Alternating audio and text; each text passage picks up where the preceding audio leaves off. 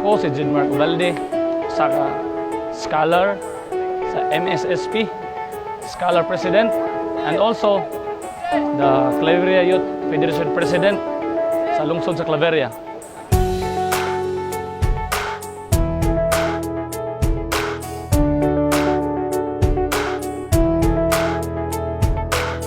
Mo kini ang ikaduhang adlaw sa among pag-celebrar sa ika-65 araw ng Claveria. Na kami diri karon sa Tikala Waterfalls alang sa pagpananom sa mga kahoy para makatabang sa atong kinaiyahan.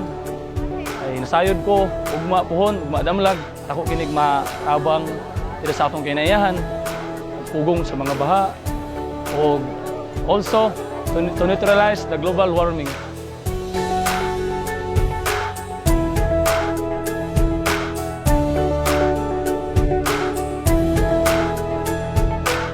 Mula sa tanan, daghang kayong salamat sa nagpasiyugda sa atong activities karon.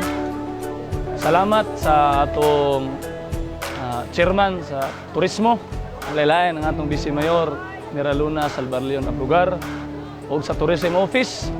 Ug usab daghang kayong salamat sa nag-grant sa scholarship sa MSSP or Mayor Salvarleon Scholarship Program.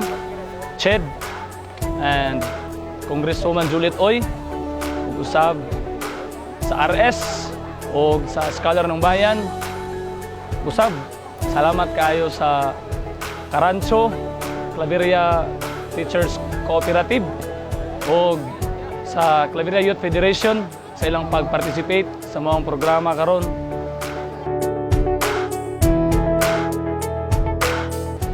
Ug usab, salamat kayo sa mga scholars nga nakakaroon diri, naghatag sa ilang suporta alang sa kalambuan ug kaayuhan sa atong lungsod sa Claveria.